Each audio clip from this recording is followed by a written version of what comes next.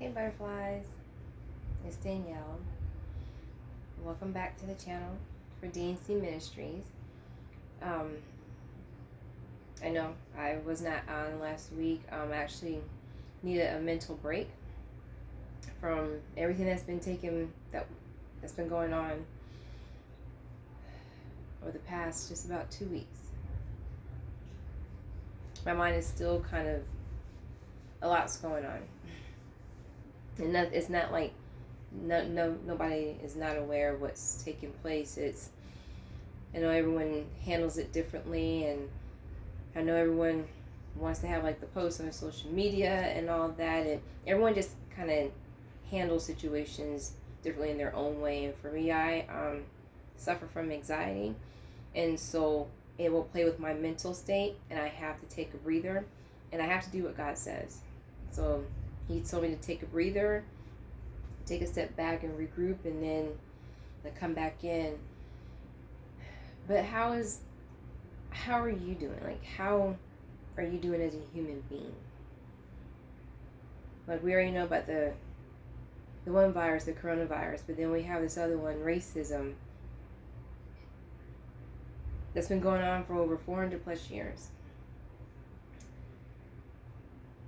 Still saddened by the death that George Floyd, he didn't have to experience that. That was uncalled for.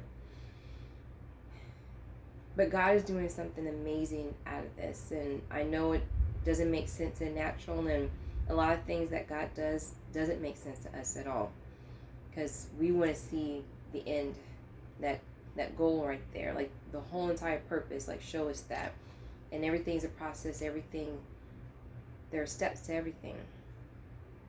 And just seeing what's coming out from this right now, how people are starting to bond together. I'm seeing like the protests, which is still ongoing, which is amazing. It's not just 1-2 days. This is ongoing, because not only are African Americans tired, but there are Caucasians out there who are like, we're tired as well of being silent and not saying anything. And it's time for us to stand up, to speak up, and to say, you know what, I apologize for not saying anything.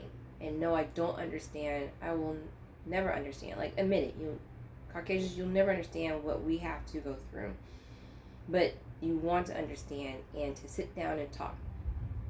And not just with African Americans, sit down and talk with other white people. But instead of just holding it in and not saying anything and saying that racism does not exist, you're part of the problem, because racism does exist.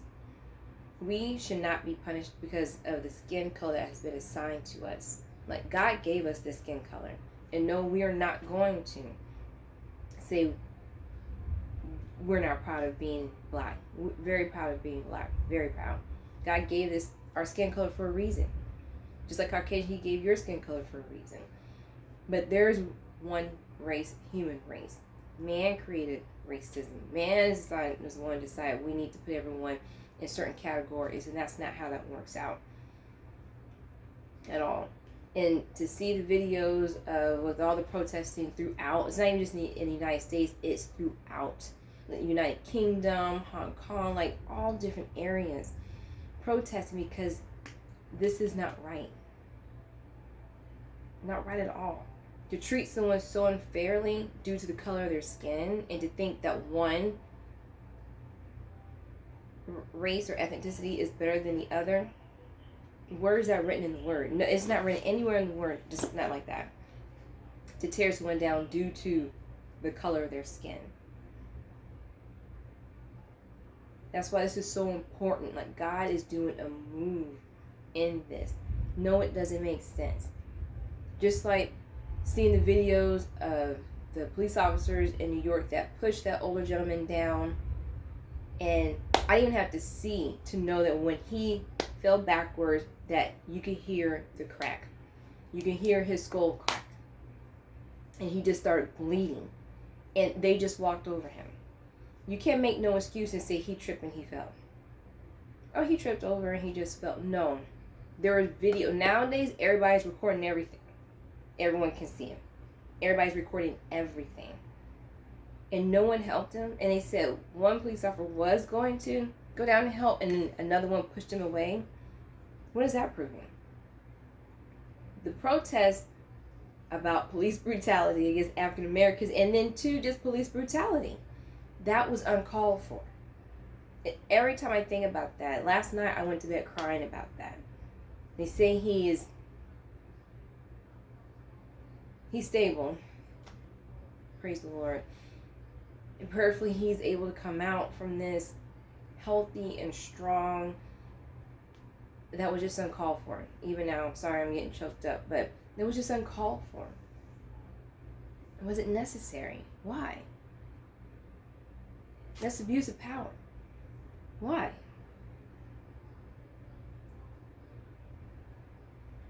All of this was taking a toll. And I know it's not just me. I know there were quite a bit of you who are watching.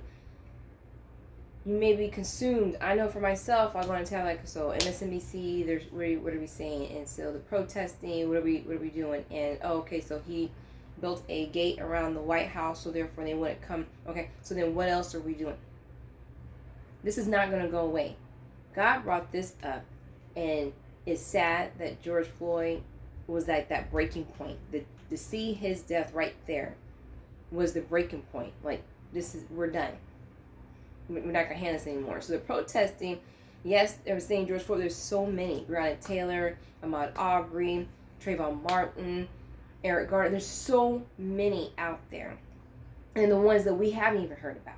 So many out there. That's what this protest is for.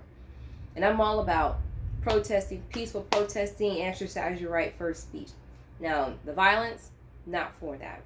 But when you have a peaceful protest, and then you have police officers who are you just want to throw tear gas because, again, to try to exert your power, unnecessary. And as you can tell, it's not going away. These protests are not going away. It seems like they're getting stronger and stronger, and it's being heard in other parts of the world. Statues, Confederate statues are being torn down. UK, they threw one into the river. What? Like, people are like, we're done. This cannot stay anymore. And this is where Caucasians, you need to acknowledge we didn't start this. And I know people are going to get upset, and you know what? That's okay. But Caucasians, you need to go out, you need to speak up as well. And yeah, you're going to lose some friends. You're going to lose some friends. It's okay. Hey, look.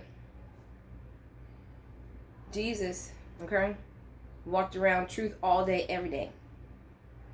He had some of his, they left him. But he knew they were coming back. Peter, he knew Peter was coming back. But he also told him, you guys are going to desert me. Jesus, we're never going to leave you. The flesh was getting all, we're never going to leave you. It is time to speak up about this. It is time to stop being silent. Again, Jesus did not save you to be silent. You know what is wrong. Speak up about it. If your family ostracizes you, kicks you out, God's going to take care of you. But you got to speak up for what is right. And not hide behind. Go out there. Black Lives Matter. Black Lives Matter.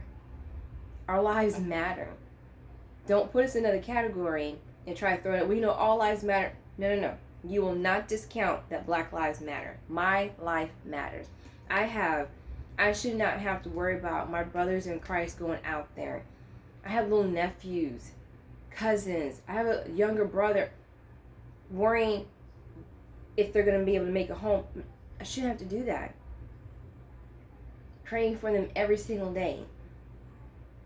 And then for parents, African American parents, to tell their young boys, okay, so when a police officer, what you need to do is whatever they say, don't be agitated. They tell you get out the car, don't resist. They shouldn't have to do any of that.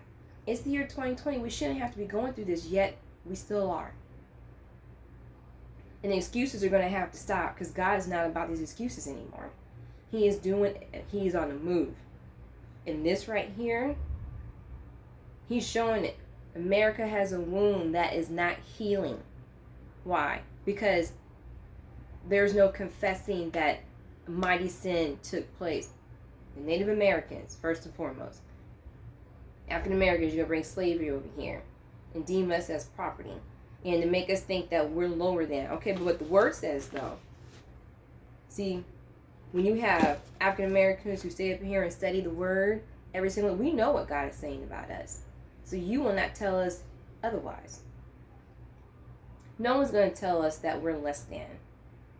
Or we can only afford this. And it's shocked. Oh my gosh, you can afford to buy a home because the Lord is good. I serve a mighty big God. Yes.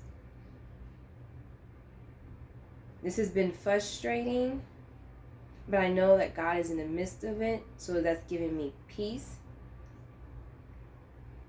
Help in any way that you can. Support the Black businesses. Listen to podcasts. There's one, Be Men for Men, 4 amazing young Black men, God-fearing young Black men. Listen to their podcasts. 4 intelligent young Black men.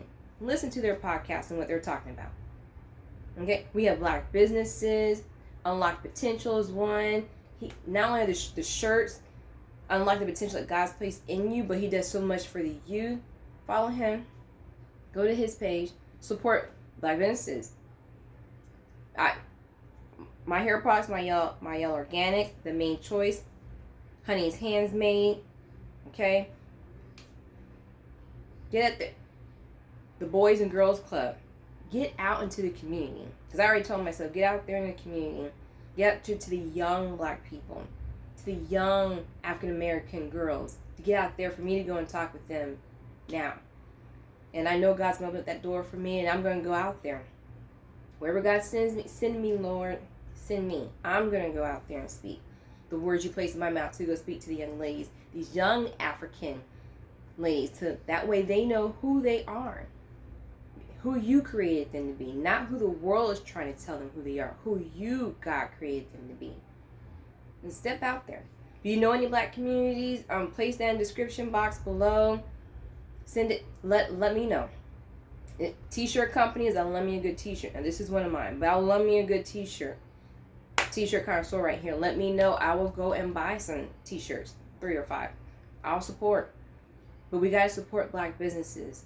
It shouldn't be. It's not going to be just for this time because of what's going on. We should be doing this continuously. Churches, I know, get involved. Our church, we did a walk last Friday, walk of mourning for those who have lost their lives unnecessarily to police brutality, and it was huge all over the news. Churches need to talk about that racial reconciliation. It's not going anywhere. God's not going to remove this until this has been acknowledged of the sin that has taken place here in America. I'm going to talk more about this in my podcast tomorrow night, so make sure you tune in. But I just wanted to get that out, and I know some people are going to be like, oh, here she go, and it's okay if you don't got to listen to it. There are other people out there who are going to be saying the same thing in a different way. But now's the time. God is doing a mighty, mighty thing. Do not miss what he's doing during this time. We're talking about a reset. This is the reset. This is the reset. Taking us out of our comfort zone. Is it uncomfortable talking about racism? It sure is. Is it uncomfortable for an African American to go somewhere and wonder, is today my last day? Yeah, that's uncomfortable. And study up on Jane Elliott. Love that woman. She also teaches about racism, and she does the brown eye, blue eye exercise that she said she took that from Hitler. The brown eye, blue eye exercise. Study her. And listen to her speak. The woman is powerful. So I just want to share that. Pray everyone is being safe, taking it easy out there. If you're protesting, let your voice be heard in a non-violent way. Know that God is moving, so continue to pray. God is on the move, you guys. Continue to pray. And you know that something amazing is coming out from him. We can already see a little glimpse of it. It takes a little bit of start, but know that God is doing something big. Everyone stay safe.